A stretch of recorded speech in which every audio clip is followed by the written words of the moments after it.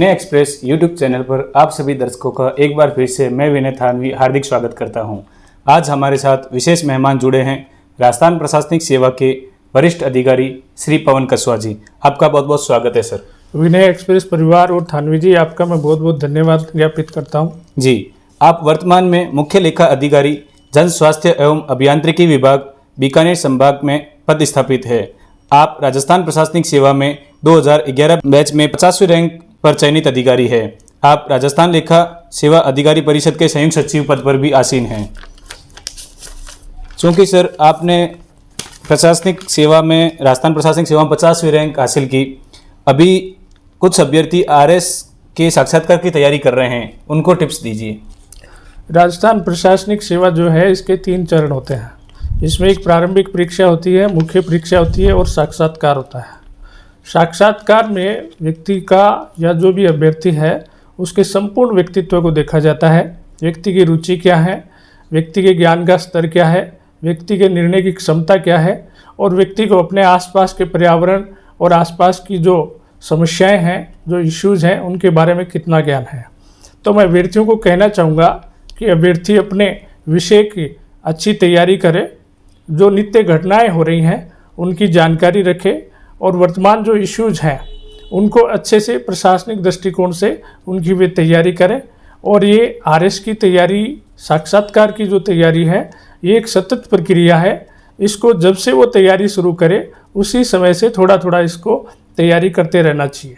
जी, और 1 अक्टूबर को RS pre की परीक्षा निर्धारित है, तो इसके लिए आप क्या सुझाव देना चाहेंगे? आरएस प्री परीक्षा में जो भी सिलेबस है, आरपीएससी ने जो सिलेबस तय कर रखा है, स्टूडेंट उस सिलेबस को अपने सामने रखें और उस सिलेबस के लिए जो ऑथेंटिक पुस्तकें हैं उनका अध्ययन करें। आरएस की तैयारी के लिए सबसे ऑथेंटिक पुस्तकें होती हैं एनसीईआरटी की पुस्तकें। एनसीईआरटी की पुस्तकें कंसेप्ट को क्लियर करती हैं। आरएस जैसे एग्जाम्स में कंसेप्ट क्लियर होना बहुत ही महत्वपूर्ण है। दूसरी बात मैं कहना चाहूँगा कि आरएस जैसे एग्जाम्स में विभिन्न प्रकार की जो समसामयिक घटनाएं हैं उनके भी तैयारी प्री परीक्षा के लिए आवश्यक है, जिसमें विभिन्न प्रकार के न्यूज़पेपर हैं, भारत सरकार की जो प्रतियोगिताएं पत्रिकाएं हैं, दर्पण है, कुरुक्षेत्र है, योजना है, दृष्टिकोण मंथन अखबार है, इन सब को अच्छे से तैयार करना चाहिए और आरएस जैसी प्री परीक्षा में सतत और लगातार पढ़ाई को अपना ध्येय बनाते हुए इस परीक्षा को उत्तीर्ण करने का प्रयास करना चाहिए। जी, वर्तमान में गहलोत सरकार ने विभिन्न जिलों एवं संभागों की घोषणा की है, आप इसको किस प्रकार से समझते हैं? राजस्थान सरकार ने नए जिले और संभागों की घोषणा की है। प्रशासनिक दृष्टि से जब राज्य बढ़ता है, जनसंख्या बढ़ती है, तो जन समस्याओं को देखते हुए जिले बनाने होते हैं। राजस्थान की जनसंख्या भी लगातार बढ़ी है, लोगों की मांग बढ़ी है। लोकतांत्रिक व्यवस्था में, एक समाजवादी राज्य में जनता की मांग, जनता के हित, जनता के जो इश्यूज हैं वो सबसे ज़्यादा महत्वपूर्ण होते हैं। उन्हीं को देखते हुए नए जिले और संभागों की घोषणा की गई है। नए जिले और संभागों से अपने जिला मुख्यालय से जनता को जो दूरी थी वो कम होगी। जनता को जो सुविधाएं हैं विभिन्न विभागों की वो अपने आसपास ही मिलेंगी और जनता को हर तरीके से सर्विस डिलीवरी जिसको कहते हैं वो पहुंचाने में सरकार को भी आसानी होगी। और ये कदम मैं मानता हूं कि गुड गवर्नेंस की तरफ एक बेहतरीन कदम है। जी, चूँकि आप लेखा सेवा से जुड़े हुए हैं, काफ़ी लंबा अनुभव रखते हैं, तो शासन प्रशासन में वित्तीय अनुशासन के बारे में थोड़ी जानकारी दीजिए।